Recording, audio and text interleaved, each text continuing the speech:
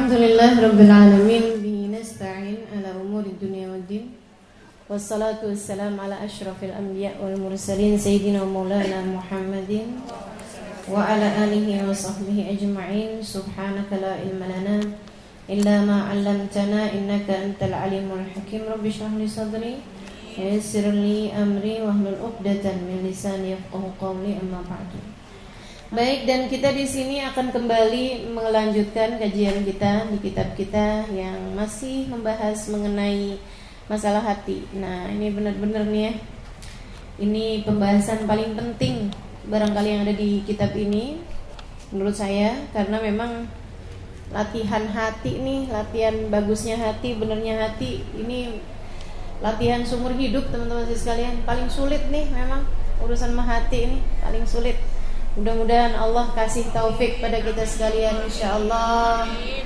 Bersama dengan berjalan kitabnya, berjalan pula keimanan kita di mata Allah Subhanahu wa taala, insyaallah. Naik pula iman kita di matanya, insyaallah. Amin ya rabbal alamin. Baik teman-teman sekalian, seperti biasanya kita akan awali dengan membaca niat belajar bersama-sama. Bismillahirrahmanirrahim. Nawaitu ta'allum wa ta'lim wa naf'a wal intifa' wal mudzakarah wat tadhkir wal ifadah wal istifadah bi kitabillah wa sunnati rasulillah sallallahu alaihi wa alihi wa sallam wa du'a ila al huda wa dilalata ala al khair ibtigha'a mardatih wa qurbih wa thawabih wa husnil khatimah ma'al lutfi wal afiyah wa salahil akibah birahmatika ya arhamar rahimin. Ila hadratin Nabi Muhammad sallallahu alaihi wasallam wa alihi washabihi wa hadrati wa ahli baiti wa sallim mujmil anbiya wal mursalin wal kauni ajma'in wa rasulullah sayyidina muhajirin Allahumma bin Isa faqil muqaddam Muhammad bin Ali balawi sayyidil Hamdulillah bin Abu Bakar al-Aidarus fakhril wujud Asyabakal bin Salim wa usulim wa furim tumra sahib ratib Abdullah bin al-Haddad Ahmad bin Zain al-Habsyi wa Ali al-Habsyi thumma ila arwahi arba'atil a'immatil mujtahidin wa muqallidin fid din ulama amilin fuqaha muhaddisin wal qur'an mufassirin sadati sufiyatil muhaqqiqin ajma'in anallahu yaghfiruhum wa yarhamuhum wa ya'li darajatihim fil jannah wa yanfa'una barakatihim wa asrarihim wa anwarihim wa ulumihim wa nafahatihim fid din wa dunya wal akhirah. Al-Fatihah. Bismillahirrahmanirrahim.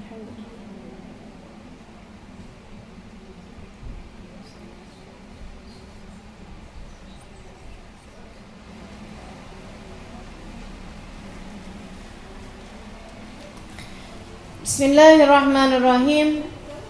Halaman 361 yang berbahasa Arab, halaman 395 yang berbahasa Indonesia, halaman 587 cetakan yang terbaru. Fa awwalu dzalika, berkata Imamul Haddad radhiyallahu ta'ala anhu warḍah wa nafa'ana bih bi'ulumi fid dharain amin.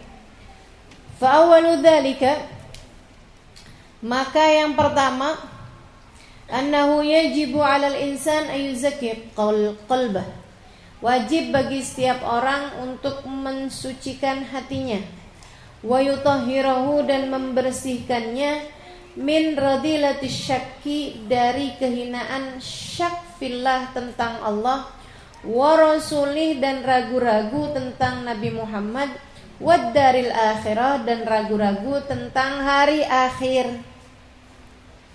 Fa inna dzalika min a'dham amradil qulub al-muhlikah fil akhirah. Karena yang seperti ini adalah penyakit hati paling parah yang dapat menghancurkan kehidupan seseorang fil akhirah, di hari akhiratnya. Wallati tadur dararan 'aziman, dan akan sangat berbahaya dengan bahaya yang sangat besar, khususan indal maut, terutamanya di saat datang kematian.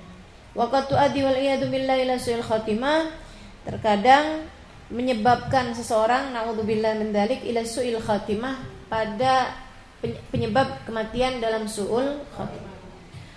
Wa hadza syaqqad yabtali bi ba'dun nas, dan keraguan ini banyak mendera kepada orang-orang. Fala yajuzu liman wajada syai'an min dzalik an yudmirahu fi nafsihi. Ada banyak orang kena penyakit ragu-ragu kepada Allah ini, Karenanya bagi siapapun yang mendapatkan di hatinya terdapat keraguan, baik kepada Allah, kepada Rasulnya, atau kepada hari akhirat, dia nggak boleh an yudmirahu fi nafsih, disimpan dalam hati. Jadi kalau kamu punya keraguan tentang Allah, tentang Rasulnya, tentang hari akhir, jangan disimpan dalam hati. Wa yutwihi fi qalbih, jangan dilipat, ditutup dalam hatinya. Fayalgallaha syakan, nanti kamu akan ketemu sama Allah, maksudnya akan datang kematian syakan, sedangkan kamu dalam keadaan ragu-ragu. Mesti gimana? Bal yajibu alaihi an yajtahid fi izalati dzalik, dia harus berusaha semaksimal mungkin menghilangkan penyakit tersebut. Wa yas'a fi nafyih, dan dia berusaha untuk menghilangkannya, untuk melenyapkannya, bikulli ma yumkinuhu, sebisa yang dia mampu. Caranya gimana nih? Wa anfa'ul asya fi izalatih, yang paling bermanfaat dalam menghilangkan hal yang seperti ini adalah su'alul ulama billahi ta'ala, bertanya kepada ulama. Kamu gak ngerti, nanya sama yang ngerti. Karena banyak pertanyaan-pertanyaan yang menurut kamu susah, itu kalau kena sama ulama gak susah. Karena kan kamu awam, kamu masih TK dalam hal keimanan. Jangan kamu kira pertanyaan dari anak TK yang dianggap susah baginya akan susah juga bagi mahasiswi, bagi mahasiswa. Bagi mahasiswa apalagi dosen, gak ada susah-susahnya pertanyaan matematika kamu itu. Kan begitu? Bagi mereka pertanyaan-pertanyaan kamu pertanyaan yang kecil, gak ada apa-apanya. Karenanya kemudian nanya, kalau gak ngerti nanya. Tapi nanya itu bukan nanya karena sekedar pengen tahu. Nanti akan saya bahas ini ya, beberapa pertanyaan orang menurut Imam Ghazali. Wa anfa'ul asya fi izalati su'alul ulama billahi ta'ala, bertanya kepada para ulamanya Allah Subhanahu wa taala, baik ulama billah, ulama dia memang ngerti tentang Allah, wa bidinihi, ulama agama Islam, ahlil yaqin wal khasyah. Nanyanya jangan sembarang sama ulama-ulama, ustadz-ustadz yang viral, yang banyak tampil. Bukan, akan tetapi yang memang teruji keilmuannya, yang dia belajar. Teman-teman saya sekalian, ibarat dokter tuh, ada dokter yang memang sekolah sampai dengan spesialis, bahkan sampai dengan ngambil gelar master jadi profesor. Ada juga, mohon maaf, bukan dokter tapi pernah nemenin dokter, lama-lama buka praktek. Akhirnya kemudian orang menyebutnya dokter, padahal dia gak punya ijazah, gak pernah sekolah. Ini namanya dokter gadungan. Ulama banyak yang kayak begitu. Yang beredar sekarang banyak juga yang begitu, teman-teman saya sekalian. Mestinya kalau nanya apa-apa bukan sama ulama-ulama yang asal viral, yang kadang-kadang diviralkan juga oleh manajemen. Jadi kayak artis gitu ya, diviralkan sama manajemen. Bukan yang seperti itu, tapi bertanyalah kepada ulama yang memang menghabiskan waktunya untuk belajar, untuk berguru, untuk ngaji, untuk faham. Bisa baca kitab, bukan hanya kitab yang berharokat, kitab yang gak harokat dia bisa. Bukan hanya bisa baca dari kitab terjemahan, tapi dia bisa mengartikan kitab-kitab gundul. Kan begitu ya? Jangankan yang gondrong, yang gundul dia bisa. Nah ini ada ustadz-ustadz, jangankan yang gundul, yang gondrong aja disalah-salah bacanya gitu kan. Nah nih kita mesti tahu, ada ustadz beneran, ada ustadz gadungan, ya kan? Ada ulama-ulama yang beneran, ada ulama-ulama yang karbitan. Nah, nih instan. Belajar kemarin, hari ini udah jadi ustadz. Tahu satu pembahasan, besoknya langsung dia bahas pembahasan tersebut. Nah, nggak gitu. Atau yang belajar dari Mbah Google, nggak punya silsilah ilmu, nggak punya nasab ilmu, teman-teman saya sekalian. Nasab ilmu ini diperlukan. Makanya perlu orang yang sungguh-sungguh belajarnya.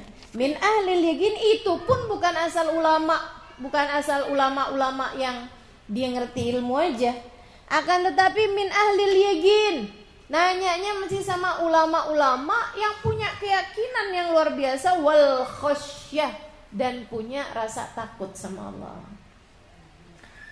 Kenapa mesti nyari ulama yang punya rasa takut sama Allah? Sebab Allah udah bilang, mereka ini baru benar-benar ulama yang diterima di sisi Allah. Innama yakhsyallaha min ibadihil ulama. Sesungguhnya yang paling takut kepada Allah di antara hamba-hambanya adalah para ulama. Allah udah bilang, ciri-cirinya ulama yang aku terima nih yang begini nih, yang punya rasa takut. Serem ngerjain dosa, serem. Kan begitu ya? Takut mau ngelanggar haknya orang, takut ama barang haram, takut. Kan begitu? Nah, itu cari nih yang model-model beginian. Wazuhud fid dunya, dan ulama yang punya rasa zuhud fid dunya, tidak cinta dunia. Tambah sulit aja nih. Dapat? Kalau nggak dapat gimana nih? Ulama yang disebut sama Imam Ghazali nggak ketemu di daerah saya. Misalnya, waduh, ini tempat saya nggak ada nih ulama yang bisa saya tanya. Misalnya kayak begitu gimana? Fa'ilam yusadifu ahadan. Kalau kamu nggak nemu seorang pun minhum di antara mereka, falyanzur fi kutubihim, maka boleh lihat, silahkan lihat fi kutubihim, dalam kitab-kitab mereka. Cari jawabannya di kitab-kitabnya mereka ini. Lah, orangnya udah meninggal, kitabnya tersisa ada dari pengarang-pengarang yang seperti yang tadi telah disebutkan ya, ulama, dia ngerti ilmu, dia punya rasa takut kepada Allah, dia juga punya rasa zuhud di dunia. Ada nih kitabnya yang ditinggalin nih, kitabnya Imam Al-Haddad, kitabnya Imam Ghazali. Tapi kan orangnya udah meninggal dunia. Jangan salah, teman-teman sekalian. Para ulama itu ketika menulis kitab, mereka itu sambil nulis, sambil meniatkan semua yang akan membaca kitab tersebut sebagai santri-santrinya. Jangan salah. Makanya Habib Ali Al-Habsyi ketika menulis Simtud Durar, beliau bilang, yang saya tulis ini akan menjadi tambelan bagi generasi sekarang sampai yang akan datang terhadap kekurangan mereka akan porsi cinta kepada Nabi Muhammad alaihissalam. Orang perlu kuota cinta kepada Nabi. Ini kurang nih kuotanya, gitu kan ya? Nambelnya pakai apa? Kitab saya, kata Habib Ali Habsyi, Simtud Durar. Nah, itu beliau meniatkan menulis itu tuh bukan pas ya udah deh saya tahu nih tentang Nabi Muhammad, saya pengen buku saya kemudian menjadi viral, dibaca orang banyak, gitu segala macam itu ya. Apalagi keinginan duniawi, biar saya terkenal, biar saya tersohor, biar nanti kehidupan anak-anak saya dengan cetakan kitab tersebut menjadi mapan. Enggak ada, mereka bahkan tidak menginginkan hal-hal yang seperti itu. Yang penting kitabnya dibaca orang. Teman-teman saya sekalian, yang penting kitabnya dibaca orang. Niatnya ketika nulis itu nambel kekurangan umat terhadap rasa cinta kepada Nabi Muhammad SAW. Itu. Para ulama-ulama seperti itu. Imam Al-Ghazali menulis kitab Ihya Ulumuddin, niatnya kayak begitu. Imam Al-Haddad menulis kitab yang sekarang ada di tanganmu ini, niatnya adalah seperti itu, teman-teman saudara sekalian. Menjadikan kitab ini adalah apa yang mereka bisa lakukan untuk umat Islam. Karena sayangnya mereka kepada umat Islam bukan hanya ketika mereka hidup, tapi ketika sudah mereka meninggal dunia. Nggak usah mereka, teman-teman saudara sekalian. Saya yang membuat saya menulis buku Bidadari Bumi misalnya, buku-buku selanjutnya juga. Kenapa saya perlu nulis? Saya udah cukup sibuk kok, ngajar-ngajar aja udah bikin saya jadi teler. Teler sehingga ya. Maksudnya itu teman-teman sekalian, karena kan nggak gampang-gampang juga buat ninggalin majelis kalau udah saya iyain kan begitu tuh. Sehingga sekalian saya muliakan, dan ngajar aja saya sudah punya banyak menghabiskan waktu gitu kan. Ngapain saya pakai nulis segala gitu. Jadi sekalian, alasannya saya takut mati. Saya takut mati. Nih kalau saya mati, udah nih habis. Kan begitu ya? Habis. Ya mungkin ada 1-2 orang yang terus mendengarkan kajian saya nggak tahu. Ya ada berapa orang, alhamdulillah juga, makanya adanya media sosial, adanya rekaman-rekaman yang tersebar di mana-mana. Nah itu juga mudah-mudahan gitu ya, bikin saya walaupun saya sudah meninggal dunia, mudah-mudahan ada yang bisa ngalir ke dalam kubur saya. Jangan begitu ya. Kemudian teman-teman saya sekalian, saya buat buku itu karena saya berharap nanti kalau saya meninggal dunia, ada orang-orang di belahan dunia entah mana, di daerah entah mana, di Indonesia, di Malaysia, di Singapura, di Brunei misalnya gitu ya, orang-orang yang berbahasa Indonesia mungkin nggak kenal saya, tapi kitabnya kemudian nyampe, kebaca Bidadari Bumi, kisah saya berjumpa dengan perempuan-perempuan soleha. Dia baca, kemudian dia jadi mikir, Masya Allah, ternyata ada di atas muka bumi ini para kekasih-kekasih Allah. Nggak semua orang sama kayak saya tukang maksiat begini, kan begitu. Ya Allah, kalau memang Allah masih akan terus melahirkan para kekasih-kekasih Allah, saya ingin menjadi salah satu di antaranya. Kan gitu. Pengen nih nempuh jalan kayak mereka ini. Itu harapannya tuh seperti itu teman-teman saya sekalian. Harapan saya adalah agar ada yang tersisa dari generasi demi generasi ke bawah, dari apa yang bisa saya lakukan untuk menunjukkan rasa cinta saya kepada umat Nabi Muhammad, karena cinta saya kepada Nabi mereka, Nabi besar Muhammad SAW. Kan gitu? Apatah lagi para ulama. Mereka menuliskan bukan asal teman-teman sekalian. Mereka menuliskan dengan penuh cinta, kalimat-kalimat yang lahir dari hati yang penuh cinta kepada kita umat Nabi Muhammad yang mereka cintai, karena cinta mereka kepada Nabi Muhammad, karena cinta mereka kepada Allah Subhanahu wa ta'ala. Makanya ketika kita baca kitab-kitab mereka, lain rasanya daripada ketika kita membaca kitab-kitab yang bukan ditulis oleh para ulama-ulama yang sifatnya telah tadi saya sampaikan. Betul apa enggak? Berasa apa enggak? Berasa teman-teman saya sekalian, berasa. Kalimat-kalimat ditulis dari rasa hati penuh cinta, beda. Yang ditulis dari hati nyampenya ke hati. Yang ditulis dari akal hanya akan lewati telinga kanan, tembus telinga kiri. Enggak ada yang tersisa. Pernah gak baca buku dari depan sampai akhir, kelar dah. Kan itu. Tapi baca kitabnya Imam Al-Haddad, baca kitabnya Imam Ghazali, baca kitabnya Al-Habib Umar bin Hafid, baca kitabnya Ali Al-Habsyi, baca kitabnya Habib Abdullah bin Husain bin Tahir, baca kitabnya para penulis-penulis dari kalangan para ulama-ulama kita. Nyampenya ke hati, bekasnya lama, jadi cahaya di hati kita. Jadi cahaya di hati kita, jadi lilin. Nggak bisa nerangi cukup banyak karena memang kegelapannya terlalu banyak. Baca lagi, jadi cahaya lagi. Baca lagi, jadi cahaya lagi. Baca lagi, jadi cahaya lagi. Makanya ngaji nih asal terus-terusan aja, bikin kita tambah hari tambah baik. Asal istiqomah terus-terusan. Jangan kayak kendang, hadir pas pembukaan sama penutupan. Tengah-tengahnya bolong aja. Ntar hadir lagi kalau maulid. Hadir lagi kalau ada perayaan apa gitu ya. Nah, enggak gitu. Insyaallah mudah-mudahan kita bisa jadi ahli istiqomah insyaallah. Amin ya rabbal alamin. Jadi nanya sama ulama, kata beliau, kalau nemu, kalau ada. Sekarang sih alhamdulillah ada banyak dari para ulama-ulama yang menjadikan yang menjadikan ilmu mereka dapat tersebar luas di berbagai macam media. Sehingga mendapati orang-orang yang jauh-jauh pun bisa bertanya kepada para ulama-ulama melalui media-media tersebut dan mendapatkan jawaban dengan sebenar-benarnya. Jawaban bukan yang asal-asal, gitu ya. Jawaban dari orang yang memang dapat menyampaikan keyakinan-keyakinan kepadamu tersebut itu. Walastu ani bisyak. Fa lam yusadif adam minhum falyanzur fi kutubihim allati allafuha.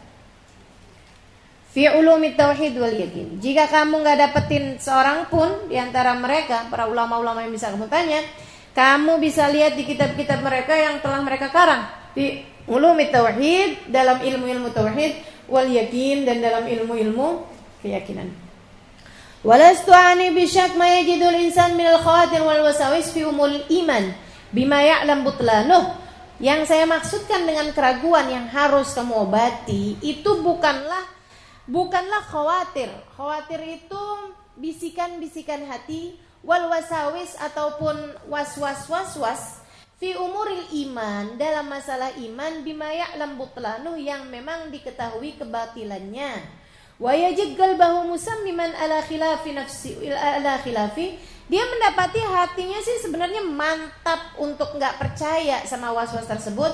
Wa nafsuhu karihatan lahu wa nafiratun anhu, dan dirinya sebenarnya sangat membenci bisikan-bisikan tersebut. Wa nafiratun, dan dia juga lari, enggak kepengen, anhu, dari bisikan itu. Fa inna dzalik wal waswasa. Kalau yang ini namanya bukan syak, bukan ragu, tapi waswas.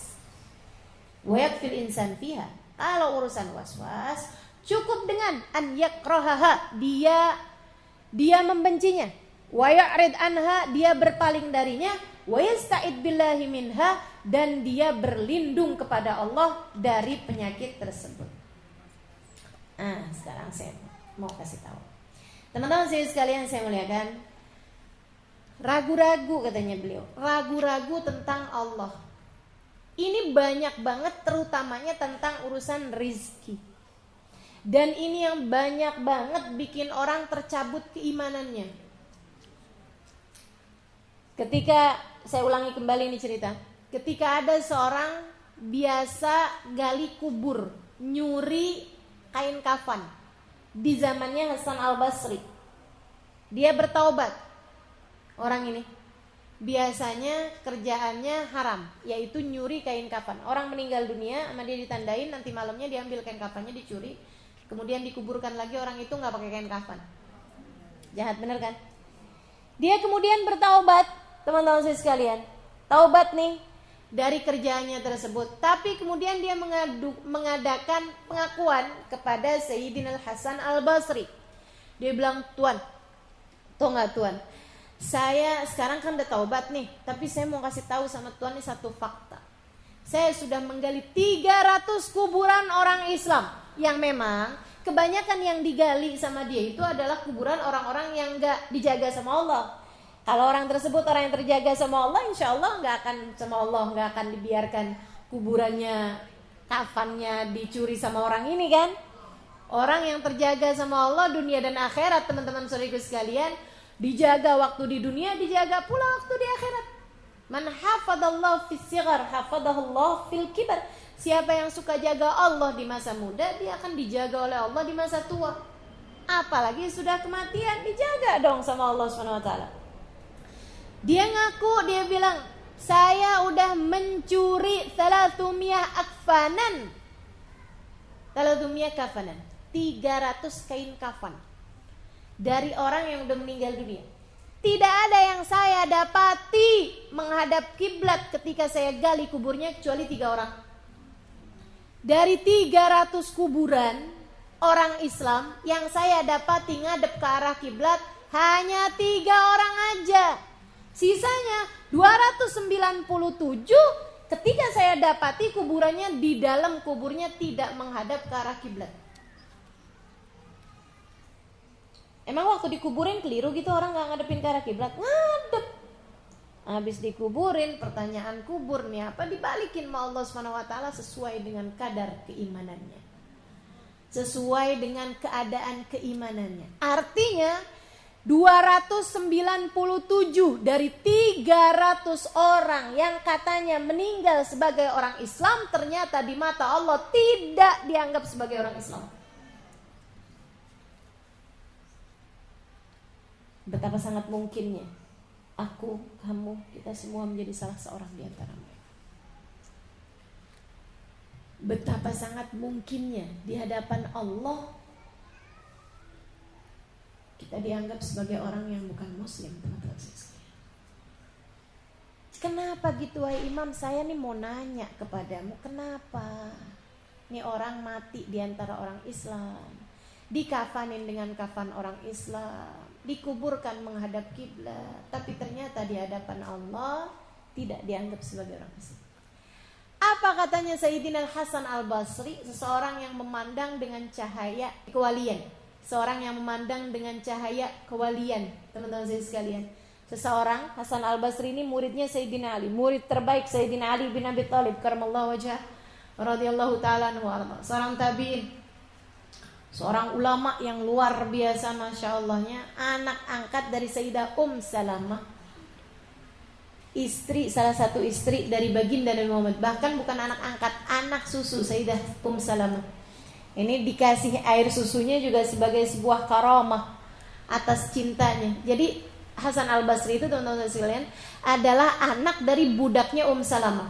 Dikawinkan nih budaknya Salamah, ngabdi sama Sayyidah Salamah, istri Nabi Muhammad, dari sejak dia muda, dari sejak dia kecil udah ngabdi sama Sayyidah Salamah.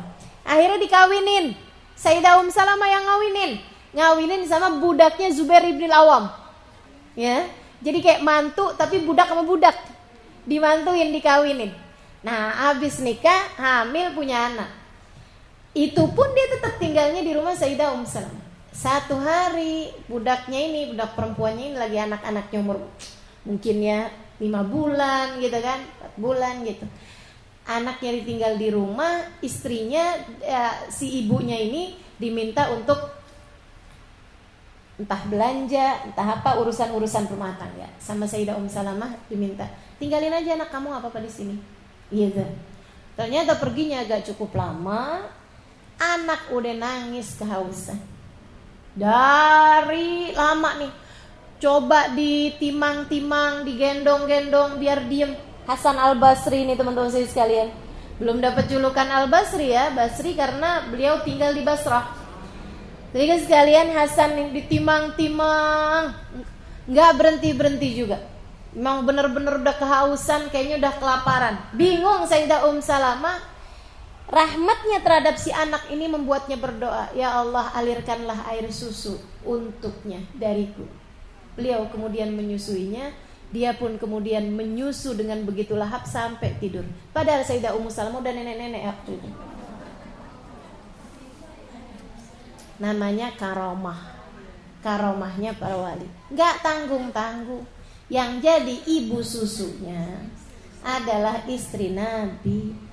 Yang artinya kalau dapetin masa hidupnya Nabi, maka Nabi Muhammad adalah ayah susunya. Sayyidina Hasan Al-Basri alaihi ridwanullah, kemudian beliau menjadi salah satu dari murid terbaik Sayyidina Ali bin Abi Thalib, sampai kemudian ketika dewasa beliau pindah hijrah ke Basrah dan berdakwah di sana. Nah, ini teman-teman saya sekalian, apa katanya Sayyidina Hasan Al-Basri mendapati fenomena 300 jenazah muslim yang ternyata ngadep kiblat hanya 3 orang aja. Artinya 297 dianggap di sisi Allah sebagai bukan muslim. Apa kata Hasan Al-Basri? Apa yang bikin dia seperti itu? Beliau mengatakan, ya ghadana ya ashana yuhawwiluhum an jihatil qiblah.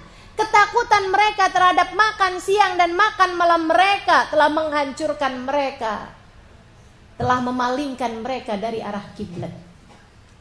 Terlalu khawatir, kalau saya nggak laku dagangan saya besok makan apa? Oh, luar biasa sekali. Kalau saya sampai nggak boleh dagang di sini nih, saya nanti besok makan apa? Waduh, teman-teman sekalian, hati-hati sama iman. Hati-hati sama iman. Sejak kamu berada dalam rahim ibumu, Allah tidak pernah meninggalkan rizki untukmu. Kamu masih belum bisa punya, kamu bahkan belum bisa nelen, Allah alirkan aliran darah sebagai rizki bagimu ketika kamu berada dalam rahim ibumu. Mana yang lebih gampang menurutmu? Ngasih rizki kamu berada dalam rahim ibumu, atau ngasih rizki kamu udah kelihatan bendanya di sini, di atas muka bumi ini? Jauh lebih mudah bagi Allah memberikan kepadamu rizki sekarang daripada saat kamu masih berada dalam rahim ibumu. Kamu berada dalam rahim ibu aja, Allah gak pernah kurang-kurang ngasih kepadamu rizki. Ada yang ingat pernah kelaparan sedang dia berada dalam rahim ibunya? Hah? Ada yang ingat pernah stres mikirin urusan rizki? Ada yang pernah pusing, ya ampun ibu saya nih makan pedas mulu, saya jadinya kepanasan dalam perut? Pernah kayak begitu? Gak pernah. Allah alirkan rizki lewat ibumu. Sampai ketika kamu gak kepengen pedas, Allah bikin ibumu gak akan pernah berani makan pedas. Betul? Makanya sampai ketika orang hamil, makanan-makanan yang biasanya dia gak pernah suka, jadi suka. Kenapa gitu? Karena yang lagi mau dikasih rizki bukan cuma kamu, tapi anak yang ada dalam kandunganmu. Kurang apa Allah kepadamu sampai kamu sekarang merasa kurang yakin sama rizki yang Allah berikan padamu? Teman-teman saya sekalian, hati-hati sama perasaanmu sendiri. Hati-hati, ia bisa mencabut iman yang sudah Allah karuniakan dalam hati. Na'udzubillah. Allah pemberi rizki dari sekarang, besok, sampai kamu mati. Tidak akan pernah ada jatah rizki yang sudah dituliskan untukmu tidak menjadi kepemilikanmu. Gak ada ceritanya. Sebagaimana gak ada ceritanya rizki yang seharusnya dituliskan bagi orang lain kemudian nyampe kepada kamu. Dia menghalangkan rizki saya. Nah itu kalimat salah tuh. Kalimat salah. Gak ada ceritanya orang ngalangin rizki. Kalau yang jadi rizkimu pasti akan sampai kepadamu meski orang seluruh dunia menghalangkan rizki kepadamu. Kalau tidak menjadi jatah rizkimu, gak akan sampai kepadamu meski orang sedunia memberikannya padamu. Hati-hati sama keraguan, teman-teman saya sekalian. Bisa menghalangkanmu dari arah kiblat. Bisa membuatmu dianggap tidak beriman. Allah yang selama ini ngasih rizki, ngelihat hati kamu kok ragu-ragu kayak begitu. Kata Allah, dia gak ngerti diuntung. Aku udah karuniakan iman, udah aku perkenalkan diriku kepadanya sebagai pemberi rizki. Aku udah sampaikan dalam Al-Quran, udah jelas aku katakan, War-Razzaq Dzul Quwwatil Matin, Allah lah satu sang pemberi rizki. Dialah pemilik kekuatan satu-satunya. Dia masih ragu-ragu, dikirain aku gak bisa ngasih kepada dia rizki. Gak ngerti diuntung, aku cabut imannya. Dia gak ada beda dengan orang yang tidak beriman padaku. Allah cabut iman dari dalam hatimu. Dan kalau kamu udah tercabut iman dari dalam hatimu oleh Allah, siapa yang bisa mengembalikannya? Siapa yang bisa balikin? Teman-teman sekalian, hati-hati sama penyakit asyak fillah, ragu-ragu sama Allah.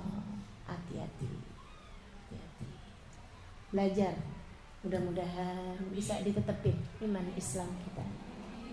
Belajar, terus belajar. Hidup kan isinya belajar. Terus belajar, teman-teman sekalian. Jangan biarkan keraguan-raguan kemudian membuatmu apalagi sampai berani sama yang haram. Apalagi sampai berani sama haknya orang. Ya, bukan punyamu, kamu jadi berani-berani. Kenapa? Itu orang berani-berani sama haknya orang pasti karena ragu-ragu sama Allah sebagai pemberi rizki. Kan begitu ya? Kalau gak ragu-ragu dia akan tunggu aja gitu. Terhadap urusan rizki tuh, kita tuh gak diminta buat nyari rizki, bukan. Tapi jemput rizki. Kenapa dijemput bukan dicari? Kalau dicari belum tentu ada. Kalau dijemput sudah pasti ada. Tinggal dijemput aja kok. Saya gak akan jemput anak ke TK karena saya gak punya anak. Yang akan jemput anak ke TK kalau dia punya anak sekolah di situ. Betul apa enggak? Ada nih Ustazah Halimah depan TK. Ustazah lagi ngapain? Jemput anak di TK. Emang punya? Nggak punya. Nah ini orang nggak punya akal, kan gitu ya. Nah urusan rizki nih teman-teman, Allah minta kita buat jemput dengan cara yang halal, kan begitu? Jemput dengan cara yang halal. Jangan berani sama haknya orang. Yang baik. Terus sampaikan pada diri sendiri, semua jatah rizki udah ditetepin sama Allah. Ada yang banyak, jadi bikin dia kaya. Ada yang dikit, tapi pas-pasan, insya Allah hisabnya di akhirat jadi ringan. Kan begitu ya? Yang kaya mudah-mudahan juga bisa memperbanyak sedekahnya, sehingga nanti di hari akhirat tidak akan celaka dengan kekayaannya.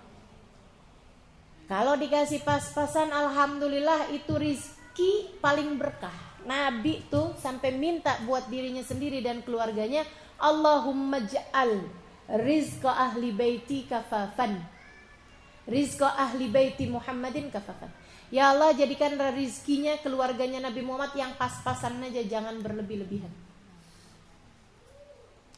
Nabi mintain. Nabi gak pernah doa keluarganya, anak keturunannya biar pada kaya raya. Nabi gak mau. Sampai Nabi doa, Allahumma ja'al rizqa ali Muhammadin kafafan. Ya Allah, jadikan rizkinya keluarganya Nabi Muhammad yang cukup ya Allah, yang cukup, gak minta kaya.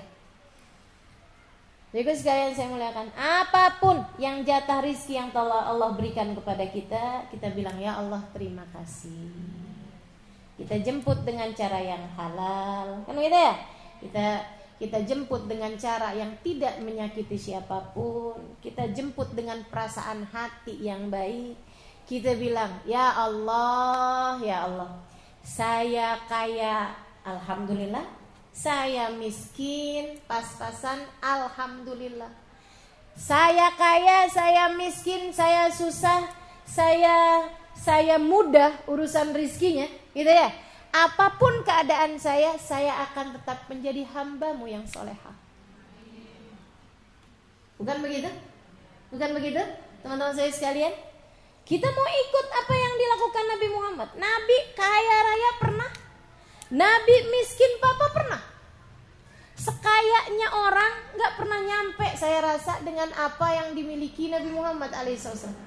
Baik dari kekuasaan ataupun dari sisi harta materi. Nabi tuh pernah kaya raya, teman-teman saya sekalian. Sampai Nabi Muhammad itu punya kambing mala al-wadi. Hasil perang tuh kamu kira kayak gimana banyaknya coba. Semuanya punyanya Nabi. Nabi bagi-bagiin sesuka Nabi. Tapi hasil rampasan perang, kalau habis perang ngadepin 500 pasukan, perang ngadepin 1000 pasukan, perang ngadepin 10.000 pasukan. Orangnya kalah, semua hartanya orang 10.000 jadi punyanya Nabi satu loh. Kebayang kayaknya kayak apa?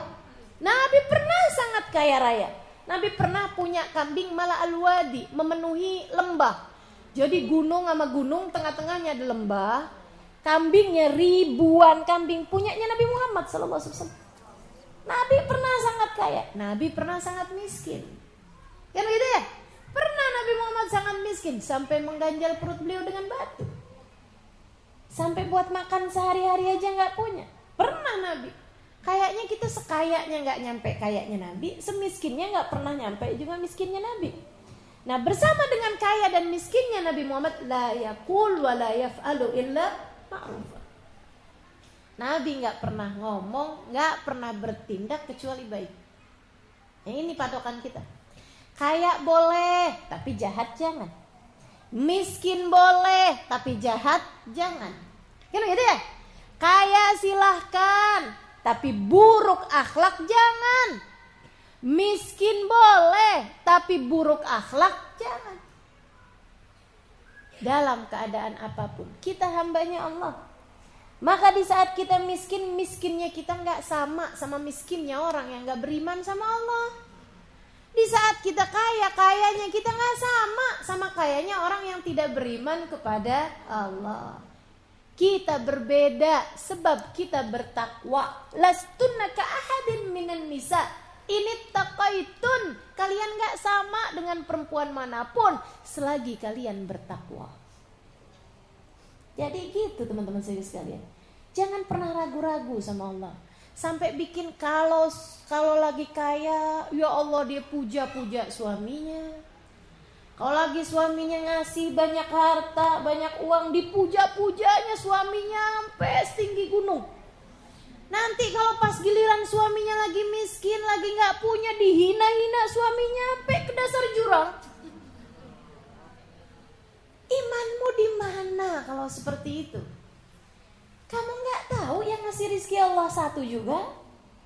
Kamu gak tahu bahwa suami, anak, tetangga, siapapun ketika mereka memberi kepadamu, hakikatnya sang pemberi cuma satu, Allah. Suamikah, anakkah, orang tuakah, hanyalah merupakan tangan-tangan kepanjangan Allah. Sebagaimana terkadang Allah juga tidak memerlukan tangan-tangan tersebut untuk memberikan rizki kepadamu secara langsung. Kan begitu?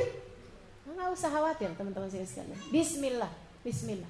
Pokoknya nih ya, rumusnya dunia nih ya, yang nggak ada jangan dicari, yang ada disyukuri dan kita bagi. Tuh rumus dunia. Gimana tadi? Yang nggak ada jangan dicari, yang ada disyukuri dan dibagi. Tuh kalau kamu bisa jalanin itu, bismillah, kamu hamba Allah Subhanahu wa taala, teman-teman. Dah, lupakan segala keraguan, lupakan segala was-was dan prasangka terhadap urusan rizki. Dulu tuh saya gak rajin sholat, tapi rezeki saya gampang. Giliran saya sholat, taubat sama Allah, saya jadi bener, rezeki saya malah susah. Ini gimana ceritanya ya? Allah kok gini sama saya? Ini hati-hati. Kamu mengira bahwasanya yang namanya urusan pemberian itu cuman harta apa? Teman-teman saya sekalian, kalau harta satu-satunya rizki yang Allah bagi kepada hamba-hambanya, gak bakalan Allah bikin Fir'aun lebih kaya daripada Nabi Musa. Gak akan Allah bikin Abu Jahal, Abu Lahab lebih kaya daripada Nabi Muhammad. Pada prakteknya Abu Jahal, Abu Lahab lebih kaya daripada Nabi Muhammad. Fir'aun, Haman, Qarun lebih kaya daripada Nabi Musa. Enggak lihat apa? Allah cerita tentang hartanya si Qarun, teman-teman sekalian. Sampai kunci buat dia nyimpen, berangkas buat dia nyimpen kunci. Coba kebayang kan? Jadi kan nih dia punya ruangan tempat dia ngisiin uang-uang emas dia nih. Uang-uang emasnya ditaruh di kamar. Habis itu dikunci. Kuncinya disimpan di brankas. Ya. Brankas kotak-kotak besi itu loh. Taruh di situ. Nanti dia punya lagi hartanya dia ini, dikunci lagi sama dia, kuncinya ditaruh di brankas lagi. Yang satu dong. Kan itu ya. Satu brankas nih buat banyak kunci di situ. Nah ini si berangkas-berangkasnya nih, kotak-kotak besinya nggak bisa muat dibawa 70 ekor unta. Berangkas kuncinya, coba kebayang nggak? Bukan hartanya loh, ini bukan hartanya. Berangkas kuncinya doang nggak bisa dibawa sama 70 ekor unta. Yang cerita begini siapa? Allah Subhanahu wa taala. Allah Subhanahu wa taala cerita. Saya kalau udah nyampe di ayat itu tuh, saya ketawa-ketawa geli ngebayanginnya. Ya Allah, nih Qarun kocak banget dah. Dan dia itu teman-teman saya sekalian, si Qarun ini kocaknya nih ya, tiap dia pergi keluar kota, dia bawa tuh kunci berangkasnya. Mau ruwet banget gak sih? Repot bener gak sih ini orang? Ama hartanya, bukan dia memperbudak hartanya, tapi hartanya memperbudak dia. Bawa. Segitunya ada orang minta sedekah 1 uang emas, dia gak mau bagi. Udah terakhir ujiannya, ada orang datang kepada Nabi Musa. Malaikat Allah utuskan. Orang miskin. Datang. Kata Nabi Musa, coba dah minta sama Korun. Nah nih, bilangin nama Korun, dia ini kan kaya karena doa saya. Doanya Nabi Musa loh. Memang banyak para ulama-ulama zaman sekarang juga gitu. Kalau orang susah pada datang ke ulama. Ulama, nabi, wali itu. Orang susah dimintain doa. Udah begitu kaya lupa. Banyak tuh yang kayak begitu tuh. Ya Allah. Teman-teman saya sekalian, akhirnya kemudian dia datang kepada Nabi Musa. Dia bilang, wahai Musa, doakan saya. Didoain sama Nabi Musa, dia pun kemudian gak lama, setahun, 2 tahun, 10 tahun, 20 tahun, 30 tahun. Umurnya orang dulu kan panjang-panjang. Jadi orang paling kaya di negerinya itu sampai dengan seperti itu. Akhirnya bilangin, kata Nabi Musa, pergilah kamu Korun, minta sama Korun, bilangin sama dia, kan kamu kaya dari doanya Nabi Musa. Kalau dia gak ngaku, balikin ke saya, bilangin sama saya. Akhirnya kemudian datang dia ke Korun, diminta. Kata Korun, sembarangan. Saya kaya ini keturunan. Saya kaya karena turunan. Begitu tanjakan miskin lagi. Dia ini kaya katanya karena turunan. Walau tahu akabir min akabir. Dia diwarisin dari orang kaya, bapaknya kaya gitu kan. Saya bukan orang kaya baru katanya gitu. Saya orang kaya lama. OKL dia bukan OKB.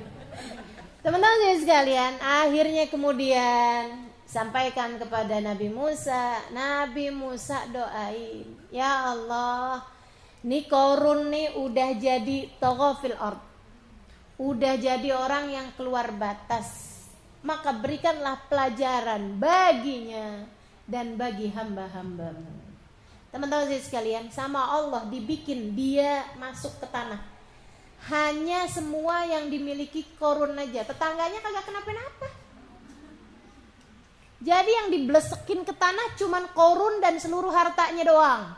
Tetangganya, sampingnya, jalanan gak ada yang kenapa-napa.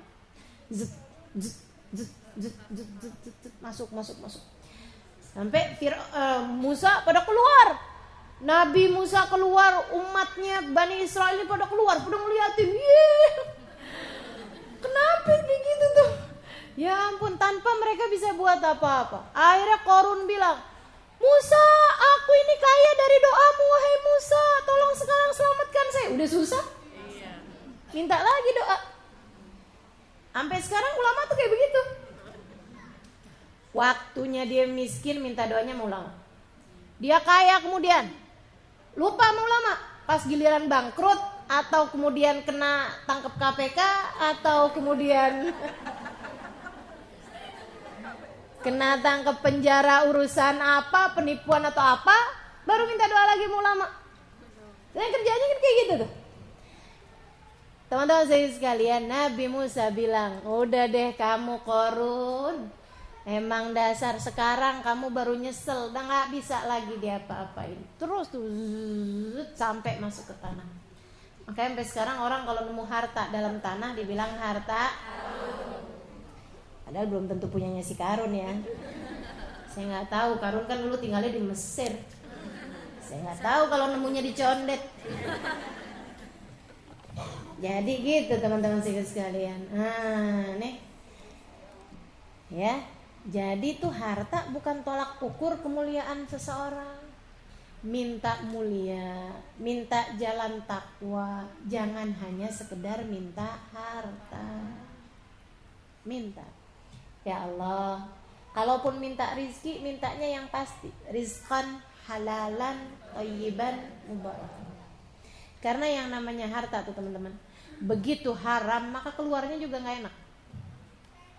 Didapat dari jalan yang gak bagus, keluarnya juga gak bagus. Kalau didapat dari jalan yang bagus, keluarnya bagus. Didapat dari jalan yang berkah, bukan hanya bagus tapi berkah, maka keluarnya juga akan jadi amalan-amalan berkah. Nih, mudah-mudahan Allah kasih kemuliaan sama kita sekalian berupa harta yang halalan, thayyiban, mubarakan. Amin ya rabbal alamin. Jadi yang penting hatimu jangan pernah ragu-ragu. Tetaplah yakin bahwa sang pemberi rizki cuma satu, namanya Allah. teman-teman saya sekalian. Urusan apa aja. Ada nih perempuan-perempuan begitu baca ayat tentang poligami, ini beneran ada apa dalam Quran? Ya kan ada. Ya saya tahu ada, nggak usah dibilang. Jawabin ada. Teman-teman saya sekalian, emang udah ada dalam Quran, gitu kan ya? Tapi kan Ustazah, memangnya Allah nggak tahu apa kalau perempuan dipoligami itu sakit? Iya tahu. Kenapa Allah ngasih syariat yang menyakitkan? Nah nih teman-teman saya sekalian, hati-hati nih sama jaga hati terhadap urusan Allah, gitu kan ya? Hati-hati teman-teman saya sekalian, bahwa itu adalah salah satu dari pembolehan bagi kaum laki-laki untuk menikah dengan lebih dari satu orang istri. Itu memang dari Allah Subhanahu wa ta'ala. Mau kamu protes kayak gimana, gak akan pernah ada ceritanya kamu bangun tidur ayat itu hilang. Betul apa enggak? Gitu ya? Wah, tiba-tiba kamu bangun tidur berada di negara mana, tiba-tiba kemudian kamu buka ayat itu nggak ada gitu, nggak ada ceritanya teman-teman saya sekalian. Wahyu udah selesai. Nah kenapa sudah ada ayat kayak begitu? Saya nggak sanggup Ustaz. Itu lain, gitu kan ya? Itu lain. Nah kalau urusan kamu nggak sanggup, jadi kamu pertama terima fakta bahwa itu memang bagian dari syariat. Selebihnya kalau kamu nggak tahan, kamu nggak sanggup, kamu nggak kuat hati, kamu nggak tahan, kamu minta sama Allah. Kan begitu ya? Kamu tinggal doa sama Allah SWT. Kan juga ada suami yang dibuat kawin lebih dari satu, ada juga yang satu, ada juga bahkan yang gak kawin. Halo? Ya. Gitu. Jadi kamu tinggal minta sama Allah SWT, ya Allah, saya gak mau dipoligami. Emang kamu udah kawin? Belum. Kawin aja belum. Kawin dulu aja. Nah, nanti kalau ternyata habis kawin kamu ngerasa kamu gak sanggup dipoligami, doa lagi. Kan begitu ya? Doanya, ya Allah, kalau Engkau tahu hati saya gak sanggup, jangan. Kan begitu ya? Ya Allah, jangan buat saya berada dalam situasi di mana saya tidak akan sanggup menjalankannya. Nah, itu nanti kalau kayak begitu, kalau ternyata memang teman-teman saya sekalian, Allah lihatnya kamu sanggup, ya Allah akan kasih juga. Kalau gitu saya nggak mau naikin keimanan Ustazah, biar saya nggak sanggup terus-terusan. Ya jangan gitu. Lagian naikin keimanan kan juga bukan cuma dari hal itu juga. Bukan hanya dari hal itu saja. Meskipun hal itu juga salah satu dari tahapan perempuan menaikkan keimanan, salah satu. Tapi ada banyak jalan-jalan yang lain. Nah teman-teman saya sekalian, udah. Kalau saya nggak sanggup, saya boleh nggak sih minta ujian? Jangan yang itu, boleh aja. Tapi kan diijabahnya terserah Allah juga. Makanya jangan terlalu mencintai sesuatu atau seseorang. Ujianmu biasanya berasal dari sana. Gitu ya. Tapi dengan protes sama aturannya Allah, syariatnya Allah, ini yang berbahaya buat hati kita, buat hubungan kita sama Allah Subhanahu wa ta'ala. Gitu teman-teman. Terhadap urusan apapun, Ustazah memangnya Allah gak tahu kalau ini menyakitkan? Iya Allah tahu. Sama halnya dengan Ustazah, banjir dari Allah bukan? Dari Allah. Emangnya Allah gak tahu gitu kalau orang dikasih banjir itu sakit? Tahu. Terus kenapa dikasih banjir? Suka-suka Allah. Orang semuanya punyanya Allah. Liyabluwakum ayyukum ahsan. Allah udah ngasih tahu jawabannya. Kenapa saya kasih ujian kepada orang? Saya mau lihat siapa di antara kalian yang tetap bisa berbuat baik. Ada orang yang kebanjiran jadi jahat, nyalah-nyalahin gubernur. Banyak nih kan? Jadi jahat, kesian tuh Pak Gubernur kita. Sampai begadang-begadang. Ya Allah, melas benar. Saya ngeliat gubernur, saya sampai bilang, ya Allah, jangan ada dah keluarga saya yang jadi gubernur. Kesian, dibully orang terus. Ya Allah, kita doakan mudah-mudahan orang-orang yang menjalankan amanat dengan benar semoga dijaga Allah SWT. yang punya niatan-niatan buruk terhadap umat Islam mudah-mudahan dihancurkan oleh Allah Subhanahu wa taala. Itu harapan dan doa-doa kita. Minta kepada Allah Subhanahu wa taala insyaallah. Selebihnya yakin sajalah bahwa apapun yang Allah tetapkan adalah yang terbaik, yang terbaik. Allah tuh kayak dokter, teman-teman saya sekalian. Allah tuh kayak dokter. Dokter tuh ngobatin sesuai. Ini orang perlu diobatin ini, yang ini perlu diobatin. Ada orang-orang yang nggak usah kayak diobatin, naik terus derajatnya. Nih udah baik, naik terus derajatnya. Sama Allah Subhanahu Wa Taala ya dia nggak diuji dengan hal-hal yang dia udah mampu, dia udah lewat. Diujinya dengan hal-hal yang lain sehingga ibadahnya naik terus. Masya Allah. Ini ya Allahumma jalna minhum mahum fihim birahmatika ya arhamar rahim. Kalau datang keraguan di hatimu tentang Allah, tentang Rasulnya, tentang hari akhir, teman-teman saya sekalian, jangan disimpan, tanya sama ulama. Tapi kalau nggak datang keraguan di hatimu, jangan cari-cari gitu. Sekali lagi ya, ada orang-orang yang kadang-kadang tuh menganggap bahwa pertanyaan-pertanyaan itu pertanyaan-pertanyaan yang keren, pertanyaan-pertanyaan yang bagus, sehingga semua orang ditanyain. Nah, Imam Ghazali dalam kitabnya Yuhal Walad menyampaikan, katanya beliau, kalau ada orang nanya, kalau kamu jadi ulama, kamu jadi ustadz, kalau kamu jadi ustadzah, punya ilmunya, nggak semua orang nanya harus kamu jawab. Orang nanya itu ada 4 orang. 1 perlu kamu jawab, yang 3 nggak usah dijawab. Katanya gitu. Katanya Imam Ghazali. Orang kalau nanya tuh ada 4 orang, 3 nggak usah dijawab, 1 doang yang perlu dijawab.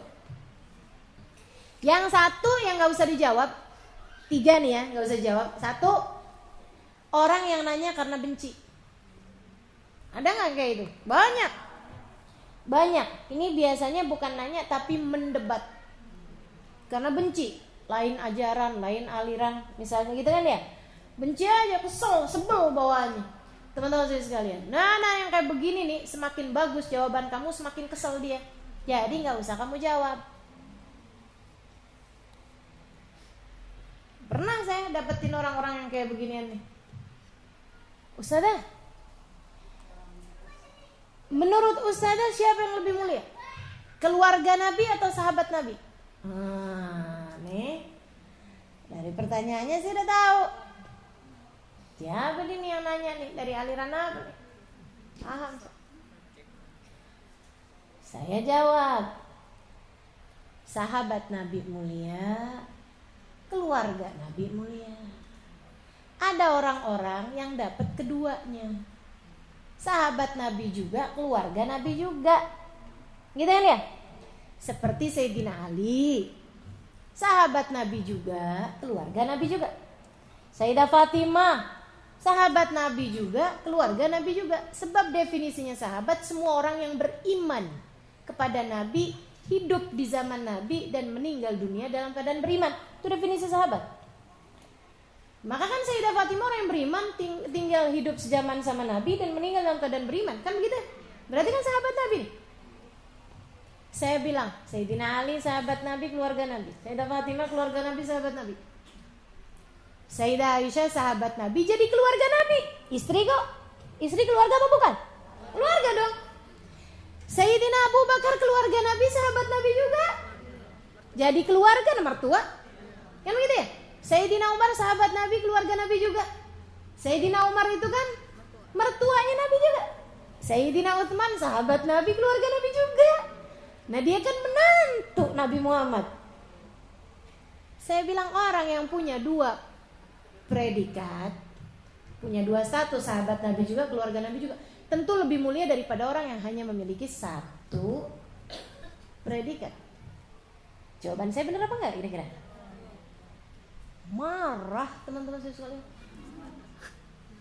Marah sampai merah mukanya, datengin saya kayak udah siap. Saya ngeliatnya, kenapa nih? Wah, nih Nanyanya karena benci. Orang kalau udah nanya karena benci, sebagus apapun jawaban kamu hanya akan membuat dia semakin sakit hati. Gitu kan? Caranya gimana? Jangan dijawab. Makanya sekarang sih saya kalau ada pertanyaan-pertanyaan yang kiranya dari nadanya nih, apa pendapat Ustazah mengenai cadar? Karena sekarang tuh kan banyak banget orang-orang pakai cadar, tapi untuk mengabui orang lain, mau nyuri, mau ini, aneh. Ini bertanya karena benci. Orang yang bertanya karena benci, saya gak akan jawab. Ngapain? Betul gak? Tuh satu, orang yang nanya karena benci. Yang kedua, orang yang nanya orang nanya tapi goblok. Orang nanya tapi goblok. Beda antara bodoh sama goblok. Katanya Sayyidina Isa alaihissalam, Nabi Allah Isa, saya bisa ngidupin orang mati, tapi saya gak bisa nyembuhin orang goblok. Gak bisa saya nyembuhin orang goblok. Nyembuhin orang bodoh bisa, nyembuhin orang goblok gak bisa. Siapa tuh orang goblok? Orang yang tahu sedikit tapi dikirain dia yang paling ngerti. Pernah ketemu gak orang gitu? Banyak banget nih. Ini nih hadisnya dhaif. Kalau ditanya balik hadis dhaif itu apaan? Kagak ngerti. Tapi udah ngerasanya udah yang paling tahu, paling ngerti gitu. Nih yang orang model kayak begini, gak usah dijawab kalau nanya. Ustazah, apa dalilnya ini? Gitu kan ya? Karena kan Nabi Muhammad bilang, idza mata ibnu Adam yaqatu amaluhu ila min talas. Udah buat keterangan, buat makalah. Nanya tuh gak gitu caranya. Gitu kan ya? Ini nih yang buat makalah, buat nanya, kayaknya dia yang paling tahu. Dikirain yang ditanya nggak tahu apa sama hadis itu. Dikirain yang ditanya nggak paham apa sama ucapannya siapa misalnya, atau ayat tertentu misalnya. Belajarnya jauh lebih panjang. Kamu belajar sehari 2 hari, itu pun juga asal hadir di satu majelis udah langsung rasanya dia yang paling hebat. Teman-teman saya sekalian, saya punya teman, dia lagi nyekolahin anaknya di pondok pesantren, dapat 1/2 tahun. Habis itu kemudian si anak nih hadir sholat Jumat. Pulang-pulang ditanya sama ibunya, "Nak, gimana tadi khutbah Jumatnya?" Khotibnya cacat mah, cacat. Dikirain sama mamahnya cacat tuh secara fisik gitu kan. Kenapa cacat, Nak? Bawa hadisnya dhaif semua. Ya Allah, 1/2 tahun mondok udah bisa mencacat-cacatkan khatib. Masya Allah. Ini namanya orang goblok yang ngelihat satu bagian dari gajah dan dia merasa seperti sudah melihat keseluruhan gajah. Orang buta, dia pegang gajah, kepegang belalai.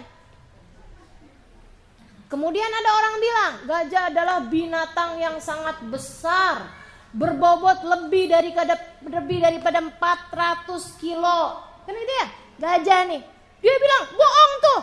Dia gak tahu apa. Saya udah pernah ketemu gajah. Saya udah pegang gajah. Gajah itu adalah binatang yang bentuknya panjang. Kayak ular. Ini namanya orang goblok.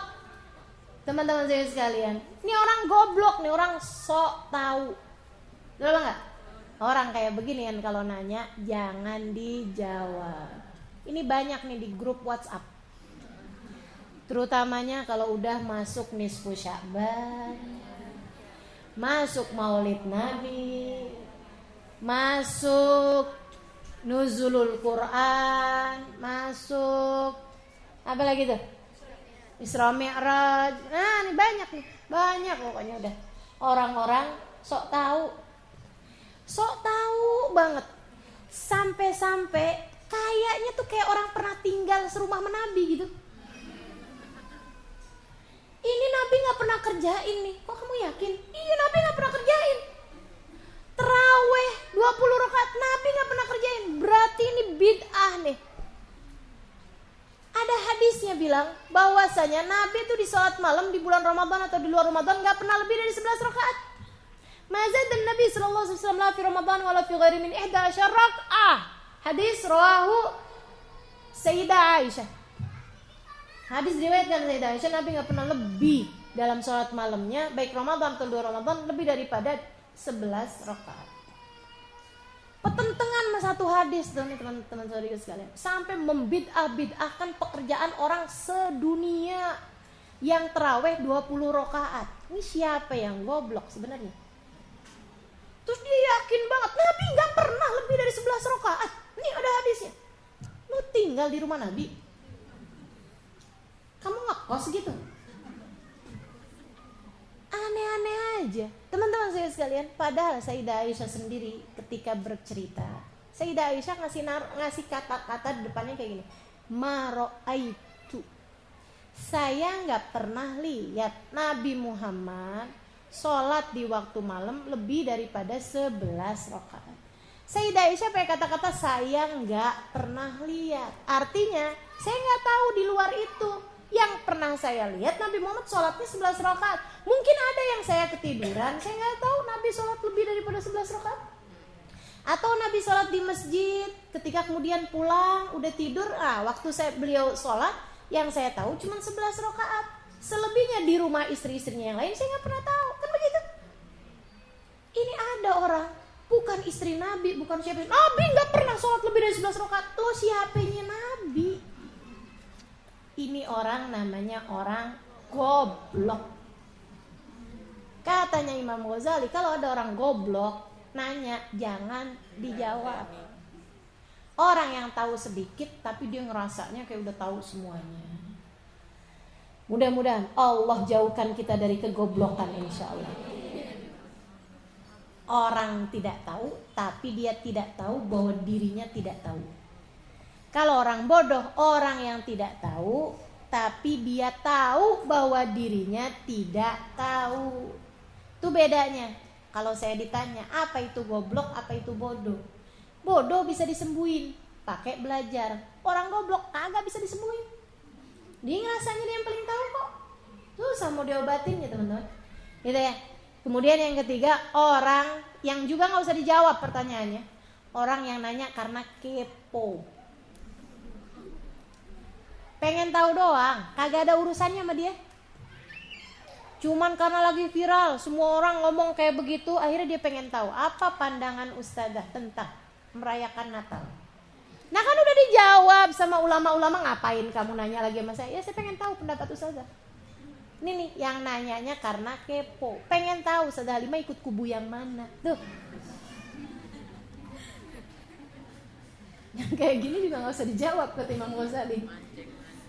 Oke teman-teman sekalian, nih coba ya kita lihatin. Ntar di antara pertanyaan-pertanyaannya ada aja nih jenis-jenis.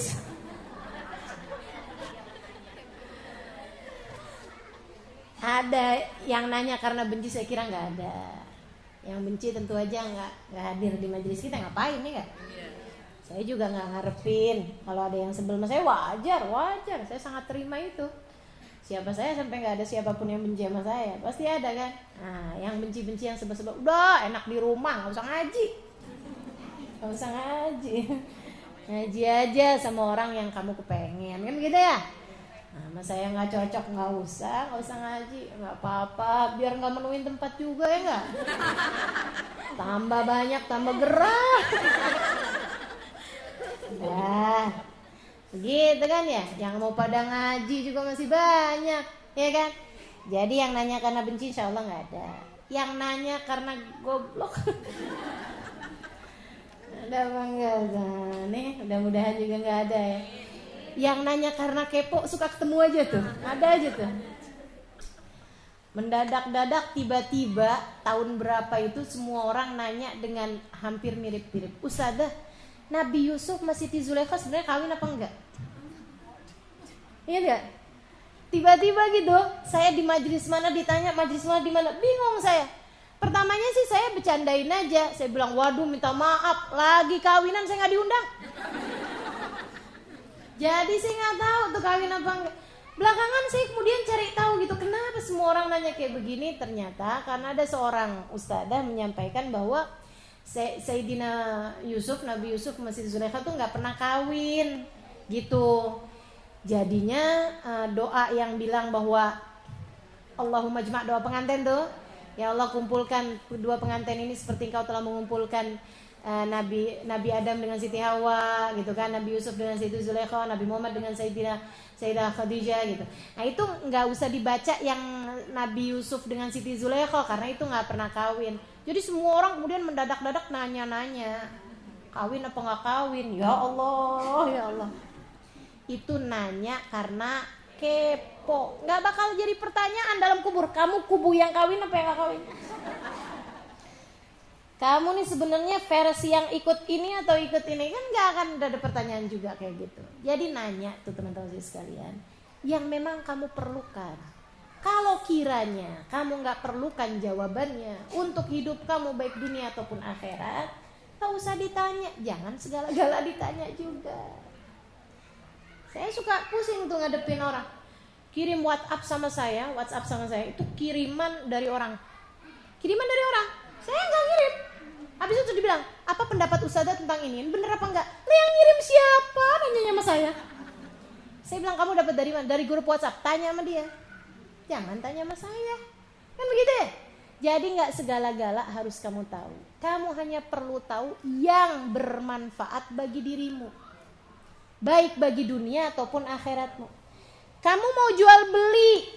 Ini yang jual bilang kalau harganya kontan sekian, kalau kamu mau bayarnya 12 kali nyicil harganya sekian. Sah apa enggak nih ya? Silahkan tanya. Kan begitu ya? Ada keluarga meninggal dunia, si ini. Ini gimana nih bagi warisnya? Kamu enggak tahu? Nanya. Ada keraguan-raguan di hatimu tentang apa tadi yang saya sebutkan. Ya, tentang Allah, tentang Rasulnya, tentang hari kiamat dan lain sebagainya gitu. Bikin gak enak di hati kamu, merusak hati kamu, jadi penyakit di hati kamu. Kamu perlu buat tanya.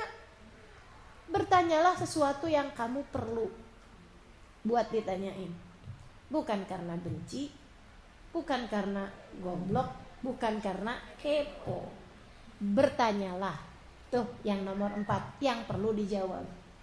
Karena memang kamu perlu jawaban tersebut untuk sesuatu yang bermanfaat bagimu baik dunia maupun akhirat. Gitu teman-teman sekalian. Nah, mudah-mudahan deh Imam Al-Ghazali nih ya, mudah-mudahan bikin kita semuanya insyaallah Imam Al-Haddad nih. Mudah-mudahan Allah SWT hilangkan segala keraguan-raguan di hati kita tentang Allah dan Rasulnya. Jadi bisa dapetin jawaban-jawabannya, didekatkan dengan para ulama. Jangan dibiarkan berpenyakit-penyakit hati insyaallah. Enaknya orang belajar atau dalam masa belajar nih kayak teman-teman nih kan tiap Kamis belajar kan berasa jadi pelajar, betul enggak? Iya. Itu seringnya kalau ada pertanyaan-pertanyaan dalam kehidupan kita, kadang-kadang sampai nggak perlu ditanyain lagi, udah mendapatkan jawabannya dari keterangan-keterangan yang didengar. Betul begitu? Iya. Tuh, bukan karena gurunya tahu, kayaknya sudah tahu banget ya apa yang nggak ada. Saya nggak tahu. Tapi Allah yang sayang padamu. Sehingga kemudian mendapatkan jawaban-jawabannya dari apa yang kamu dengar. Nah, maka tetaplah di situ sebab kamu berada dalam pandangan Allah SWT.